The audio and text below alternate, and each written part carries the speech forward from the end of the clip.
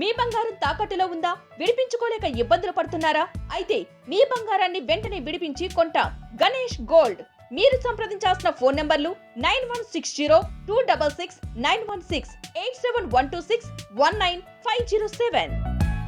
CM camp కార్యాలయంలో chief secretary Vijayanand, net cap MD Kamalakar Babu సమక్షంలో green hydrogen declaration విడుదలైంది. ఇందులో భాగంగా 2030 నాటికి ఏపీని గ్రీన్ హైడ్రోజన్ వ్యాలీగా మార్చేందుకు అవసరమైన కార్యాచరణ ప్రకటిస్తూ డిక్లరేషన్ విడుదల చేశారు. ఇటీవల అమరావతిలో గ్రీన్ హైడ్రోజన్పై 2 రోజుల పాటు సమ్మిట్ జరిగిన విషయం తెలిసిందే. అమరావతిలో జరిగిన ఈ సమ్మిట్లో 600 మంది ప్రతినిధులు, ఇండస్ట్రీ రంగ నిపుణులు పాల్గొన్నారు. మొత్తం 7 సెషన్స్గా జరిగిన ఈ సమ్మిట్లో గ్రీన్ హైడ్రోజన్ కంపెనీల సిఓఓలు, ఎండీలు పాల్గొన్నారు. 2 రోజుల పాటు జరిగిన సమ్మిట్లో చర్చించిన అంశాల ఆధారంగా రాష్ట్ర ప్రభుత్వం డిక్లరేషన్ ప్రకటించింది. భారత్లో స్వచ్ఛమైన ఇంధనాల ఉత్పత్తి, గ్రీన్ హైడ్రోజన్ మ్యానుఫ్యాక్చరింగ్కు విధి విధానాలు రూపొందించేలా డిక్లరేషన్ను రూపొందించారు. రాష్ట్రంలో గ్రీన్ హైడ్రోజన్ ఉత్పత్తికి అనుకూల పరిస్థితులు కల్పించాలని లక్ష్యంగా గ్రీన్ హైడ్రోజన్ ఉత్పత్తికి దేశంలోనే అతిపెద్ద ఎకోసిస్టమ్ను రాష్ట్రంలో నెలకొల్పటమే డిక్లరేషన్ ఉద్దేశంగా రూపొందించారు.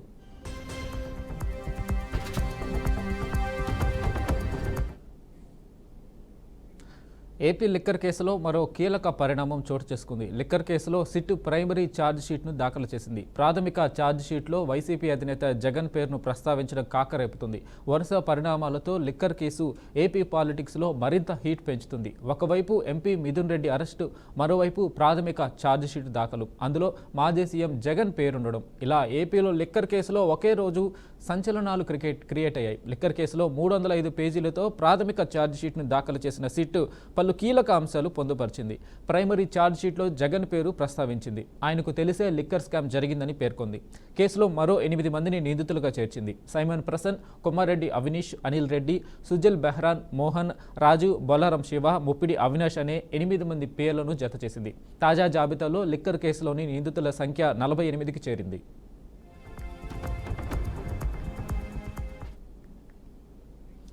శాంతి భద్రతల పర్యవేక్షణలో భాగంగా ప్రజారక్షణే ధ్యేయంగా కాంగ్రెస్ ప్రభుత్వం లక్ష్యంగా పనిచేస్తుందని రాష్ట్ర రెవెన్యూ, సమాచార, పౌర సంబంధాలు, గృహ నిర్మాణ శాఖ మంత్రి పొంగులేటి శ్రీనివాసరెడ్డి, రాష్ట్ర ఐటీ పరిశ్రమలు, అసెంబ్లీ వ్యవహారాల శాఖ మంత్రి దుద్దిళ్ల శ్రీధర్ బాబులు అన్నారు. గోరి కొత్తపల్లి మండలంలో నూతనంగా నిర్మితమైన పోలీస్ స్టేషన్ను భూపాలపల్లి శాసనసభ్యులు గండ్ర సత్యనారాయణరావు ప్రారంభించారు. ఈ సందర్భంగా ఎంపీడీఓ కార్యాలయ ఆవరణలో ఏర్పాటు చేసిన సభలో మంత్రులు మాట్లాడుతూ సమాజంలో శాంతి భద్రతలు, చట్ట వ్యవస్థ పటిష్టంగా ఉండేలా పోలీస్ వ్యవస్థను బలోపేతం చేయడమే ప్రభుత్వ లక్ష్యమన్నారు. సంబంధించి ఒక పార్క్ ఏర్పాటు చేయాలని వారు పట్టుబట్టి ఒక 60 ఎకరాల్లో పరిశ్రమలకు సంబంధించిన పార్క్ ఏర్పాటు చేస్తా ఉన్నాం. నేను జిల్లాకు సంబంధించిన పరిశ్రమల శాఖకు సంబంధించిన మా అధికారిని, అదేవిధంగా మా కలెక్టర్ గారిని, దీంట్లో 20 ఎకరాలు పూర్తి స్థాయిలో ఇక్కడ ఉన్న మా అక్కలకి, చెల్లెలకి మరి పరిశ్రమలు చిన్ననో పెద్దగా పరిశ్రమలు ఏర్పాటు చేయడానికి స్థలం ఏర్పాటు చేయడంతో పాటు ఒకప్పుడు తెలంగాణలో ఎకరా భూమి అమ్మితే ఏపీలో 10 ఎకరాల భూమి వచ్చేదని, రేవంత్ రెడ్డి సీఎం అయ్యాక సీన్ రివర్స్ అయిందని మాజీ మంత్రి ఎమ్మెల్యే హరీష్ రావు ఎద్దేవా చేశారు.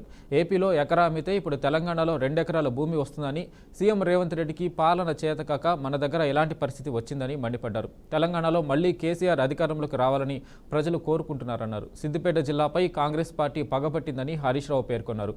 ప్రజ్ఞాపూర్లో గజ్వేల్ బీఆర్ఎస్ పార్టీ ముఖ్య నాయకుల విస్తృత స్థాయి సమావేశంలో మాజీ మంత్రి హరీష్ రావు మాట్లాడారు.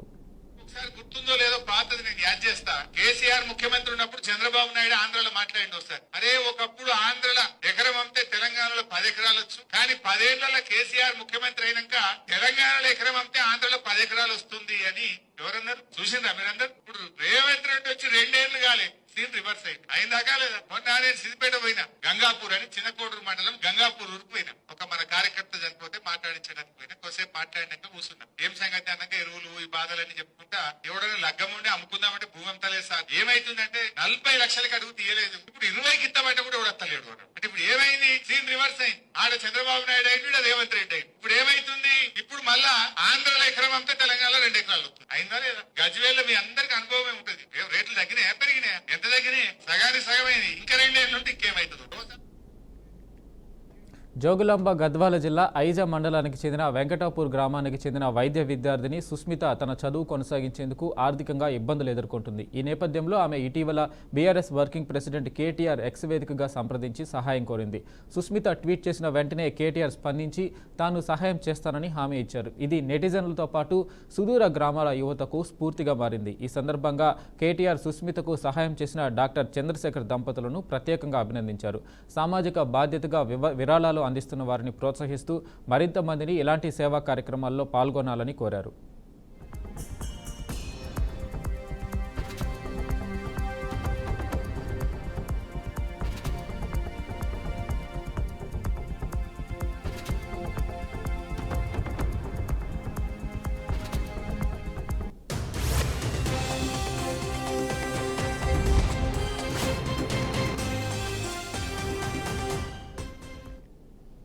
సీఎం రేవంత్ రెడ్డి మరోసారి ఢిల్లీకి వెళ్లనున్నారు. మంగళవారం హస్తినకు వెళ్లనున్న రేవంత్ 2 రోజుల పాటు ఢిల్లీలో ఉండనున్నారు. బీసీ రిజర్వేషన్లకు మద్దతు కూడగట్టే చర్యల్లో భాగంగా ప్రధాని మోడీని కలవాలని రేవంత్ రెడ్డి అపాయింట్మెంట్ కోరారు. అపాయింట్మెంట్ ఓకే కావడంతో రేవంత్ సడన్గా ఢిల్లీ వెళ్లేందుకు సిద్ధమయ్యారు. ఇప్పటికే బీసీలకు 34% రిజర్వేషన్లను కల్పిస్తూ రాష్ట్ర ప్రభుత్వం ఆమోదించిన బిల్లును రాష్ట్రపతికి పంపినట్లు అధికారులు తెలిపారు. ఈ నేపథ్యంలో కేంద్ర స్థాయిలో మద్దతు లభించేందుకు సీఎం చర్యలు చేపడుతున్నారు. బీసీ వర్గాల్లో నూతన సంకల్పం రేకెత్తించేందుకు రేవంత్ ప్రయత్నిస్తున్నట్లు తెలుస్తుంది.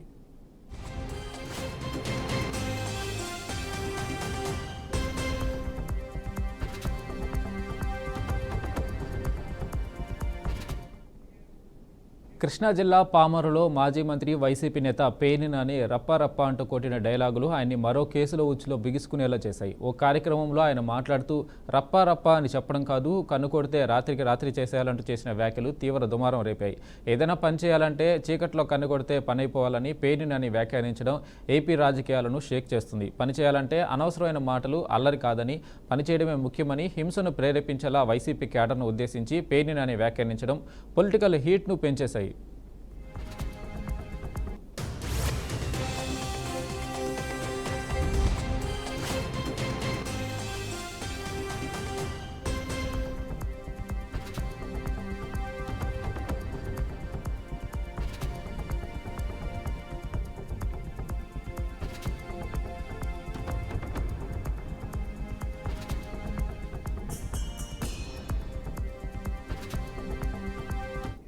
దీంతో పేర్ని నానిపై మచిలీపట్నంలో కేసు నమోదైంది. ఆర్పేట పిఎస్లో పోలీసులు 0 ఎఫ్ఐఆర్ను నమోదు చేశారు. పామరు మీటింగ్లో అనుచిత వ్యాఖ్యలు చేశారని ఆరోపణలతో కేసు నమోదు చేశారు. దీనికి సంబంధించి రాష్ట్ర వ్యాప్తంగా వరుసగా నమోదవుతున్న కేసులతో హైకోర్టులో ముందస్తు బెయిల్ కోసం పేర్ని నాని ప్రయత్నించారు. అయితే హైకోర్టు పేర్ని నాని విజ్ఞప్తిని తోసిపుచ్చుతూ తదుపరి విచారణను ఈ నెల 22కు వాయిదా వేసింది. అరెస్టు నుంచి ముందస్తు రక్షణ దక్కకపోవడంతో కంగుతిన్న పేర్ని నాని సైలెంట్గా అజ్ఞాతంలోకి వెళ్లిపోయారు. పేర్ని నాని ఈ నెల 22న హైకోర్టు విచారణ తర్వాత బయటకు వచ్చే అవకాశం ఉందని అంటున్నారు.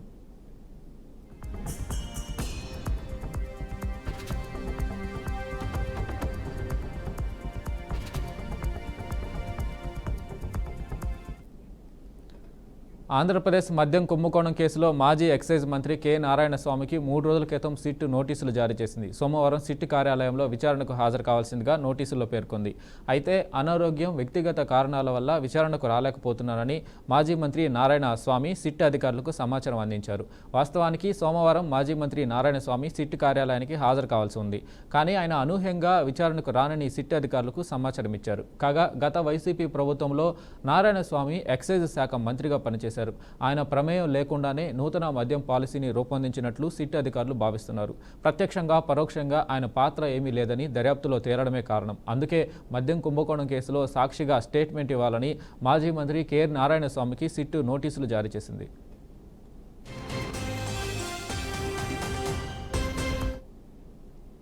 బెట్టింగ్ యాప్ కేసులో ప్రముఖ సినీ నటులు రానా దగ్గుపాటి, ప్రకాష్ రాజ్, మంచు లక్ష్మిలకు ఈడీ నోటీసులు జారీ చేసింది. విచారణ కోసం హాజరు కావాలని ఈ నోటీసుల్లో పేర్కొంది. ఇందులో భాగంగా రానా దగ్గుబాటిని జూలై 23న, ప్రకాష్ రాజ్ను జూలై 30న విచారణకు హాజరు కావాలని ఈడీ ఆదేశించింది. అలాగే నటీమణి మంచు లక్ష్మిని ఆగస్టు 13న విచారణకు రావాలని ఈడీ సూచించింది.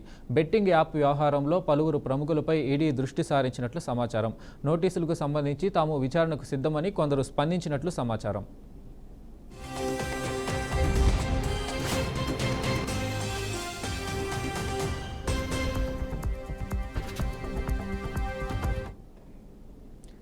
Telangana cricket association secretary Guruva Reddy మరోసారి మాజీ మంత్రి కేటీఆర్ ఎమ్మెల్సీ కవితలపై కీలక వ్యాఖ్యలు చేశారు. బీఆర్ఎస్ హయాంలో హైదరాబాద్ క్రికెట్ అసోసియేషన్లో అక్రమాలు జరిగాయన్నారు.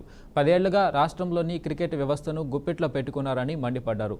సంపత్ కుమార్ను కూడా విచారణ పరిధిలోకి తీసుకోవాలని డిమాండ్ చేశారు. వీరి తప్పుడు నిర్ణయాల వల్ల గ్రామీణ క్రికెటర్లకు తీవ్ర అన్యాయం జరిగిందని అన్నారు. వచ్చిన డబ్బులన్నీ ఎక్కడికి పోయాయని ప్రశ్నించారు. తక్షణమే సొసైటీని రద్దు చేయాలని అన్నారు. హెచ్సీఏలో బీసీసీఐ రాజ్యాంగాన్ని ఉల్లంఘించారని తెలిపారు. గతంలోనూ కీలక వ్యాఖ్యలు చేశారు.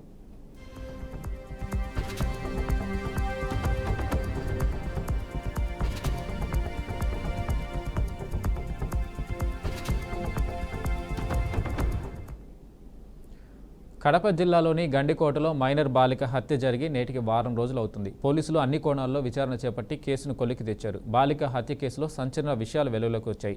బాలిక సోదరులే హంతకులని నిర్ధారించారు పోలీసులు. ప్రేమ వ్యవహారం కుటుంబ పరువు తీస్తుందనే బాలికను అమ్మ అన్నలు హతమార్చినట్లు తెలిపారు. బాలిక లవర్ లోకేష్ వేర్వేరు కులాలు కావడం, ఆస్తిపాస్తుల్లోనూ తమతో సరితూగరనే భావనలో బాలిక బంధువులు ఉండడం ఇవే హత్యకు కారణంగా భావిస్తున్నారు పోలీసులు.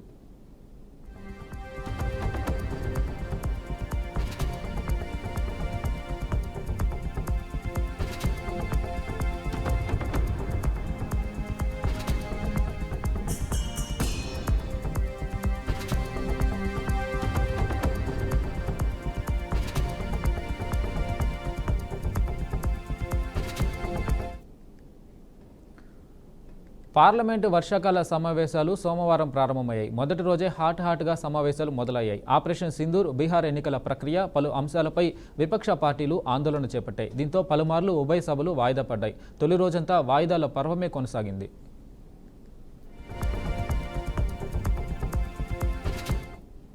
పహల్గాం ఉగ్రదాడి, ఆపరేషన్ సింధూర్పై చర్చించాలని పార్లమెంటు ఉభయ సభల్లో కాంగ్రెస్ వాయిదా తీర్మానం ఇచ్చింది. ఆపరేషన్ సింధూర్పై చర్చ జరగాలని ప్రతిపక్షాలు డిమాండ్ చేయడంతో పాటు పాకిస్తాన్తో కాల్పుల విరమణకు మధ్యవర్తిత్వం వహించినట్లు అమెరికా అధ్యక్షుడు డొనాల్డ్ ట్రంప్ పదే సమాధానం ఇవ్వాలని డిమాండ్ చేశాయి. అయితే చర్చించేందుకు ప్రభుత్వం సిద్ధంగా ఉందని తెలిపింది.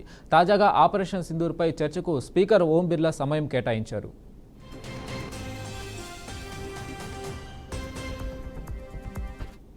లోక్సభలో విపక్షాల నిరసనలు ముదరడంతో సభను మంగళవారానికి వాయిదా వేశారు. పహల్గాంలో జరిగిన ఉగ్రదాడి, ఆపరేషన్ సింధూర్ అంశాలపై చర్చ జరిపించాలని విపక్ష సభ్యులు డిమాండ్ చేశారు. ఈ మేరకు వాయిదా తీర్మానాలను సభలో ప్రవేశపెట్టేందుకు అనుమతి ఇవ్వాలని కోరారు. అయితే ప్రశ్నోత్తరాల అనంతరం మాత్రమే నోటీసులను పరిగణలోకి తీసుకుంటామని స్పీకర్ స్పష్టం చేశారు. విపక్షాల నిరసనలు, ఆందోళనల మధ్య చర్చలు కొనసాగించడం అసాధ్యమవడంతో సభను రేపటికి వాయిదా వేయాల్సి వచ్చిందని పార్లమెంటు వర్గాలు తెలిపాయి.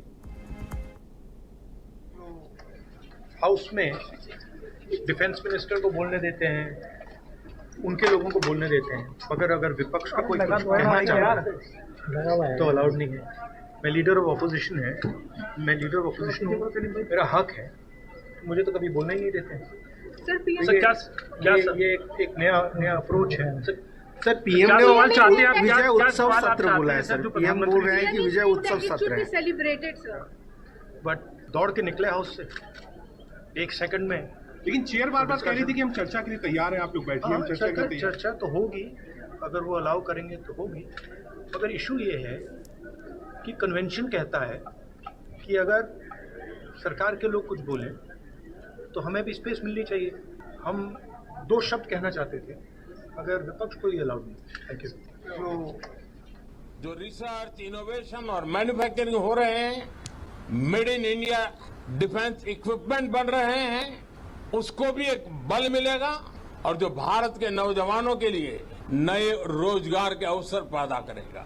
साथियों, ये दशक हम एक प्रकार से देख सकते हैं कि शांति और प्रगति कंधे से कंधा मिलाकर के आगे बढ़ने के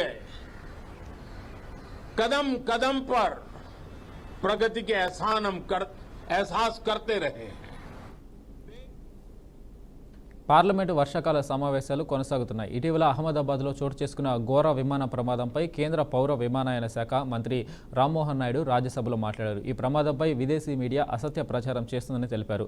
అహ్మదాబాద్లో చోటు చేసుకున్న ఎయిర్ ఇండియా విమాన ప్రమాద ఘటనపై ప్రాథమిక నివేదిక వచ్చిందని దాన్ని పరిశీలిస్తున్నామన్నారు. తుది నివేదిక వచ్చాకే దీనిపై మరిన్ని వివరాలు తెలుస్తాయని రామ్మోహన్ నాయుడు చెప్పారు. భవిష్యత్తులో ఇలాంటి ప్రమాదాలు జరగకుండా చర్యలు తీసుకుంటున్నట్లు కేంద్ర మంత్రి స్పష్టం చేశారు. it came to that point, sir, where we were sending the black box outside to the original equipment manufacturer and getting it decoded from that state of manufacture only. And it was for the first time that as a country, India took a stand that the black box which was achieved, even if it was damaged, that the whole decoding process is going to happen in the country. And we have successfully done it in the country also. The AIB has been successful in decoding the entire data which was available, even if the black was from the outer side, if it was looking damaged also. And once the AIB has achieved decoded the data, which was achieved from two different things. One was the flight data recorder, which has the data numbers, and also the cockpit voice recorder, which has the audio this thing. So all these things, taking out the facts, the investigation processor runs on three principles, which is to find out what happened, how it happened, and why it happened. And preliminary report, it is called the preliminary report because it can't address all the things and all the questions that we have right now. And what we have done, what the AIB has done, in fact, through the preliminary report is to kind of address what happened. We want to stand by the truth, not what is happening with the pilots or not what is happening with the Boeing or not what is happening with the... బంగ్లాదేశ్లో ఘోర విమాన ప్రమాదం జరిగింది. ఢాకాలోని Milestone school and college campus పాఠశాల భవనంపై బంగ్లా air force శిక్షణ విమానం ఒక్కసారిగా కూలిపోయింది. ఈ ప్రమాదంలో 10 మందికి పైగా మృతి చెందినట్లు సమాచారం. పైలట్ నియంత్రణ కోల్పోవడంతో కుప్పగొలినట్లుగా సమాచారం. ప్రమాదం జరిగిన సమయంలో స్కూల్లో విద్యార్థులు ఉన్నారు. ప్రమాదం జరిగిన ప్రాంతంలో సహాయక చర్యలు కొనసాగుతున్నాయి. అయితే మృతుల సంఖ్య మరింత పెరిగే అవకాశం ఉంది.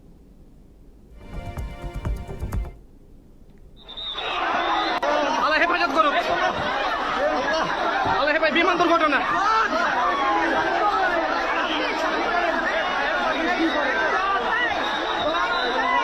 চোখের সামনে বিমান দুর্ঘটনা সুবহানাল্লাহ আল্লাহ হেফাজত করুক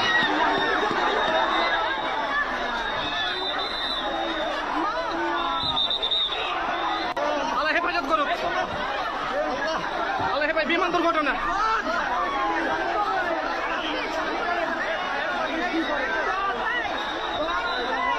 চোখের সামনে বিমান দুর্ঘটনা সুবহানাল্লাহ আল্লাহ হেফাজত করুক తెలంగాణలో హరిహర వీరమల్లు టికెట్ ధరలను పెంచుకునేందుకు రాష్ట్ర ప్రభుత్వం గ్రీన్ సిగ్నల్ ఇచ్చింది. దీంతో పాటు 23వ తేదీన ప్రీమియర్ షోలకు కూడా తెలంగాణ సర్కార్ అనుమతి ఇచ్చింది. ప్రీమియర్ షో టికెట్ ధర ఒక్కొక్కటి 600 రూపాయలుగా నిర్ణయించింది. ఇక మల్టీప్లెక్స్లో టికెట్ ధర 200 రూపాయల వరకు, సింగిల్ స్క్రీన్ థియేటర్లలో 150 రూపాయలు పెంచుకునేందుకు అనుమతించింది. ఈ మేరకు రాష్ట్ర ప్రభుత్వం ఉత్తర్వులు జారీ చేసింది. AP deputy CM power star Pawan Kalyan హీరోగా నటించిన సినిమా హరిహర వీరమల్లు. ఈ సినిమా ఈ నెల 24వ తేదీన ప్రపంచవ్యాప్తంగా విడుదల కానుంది.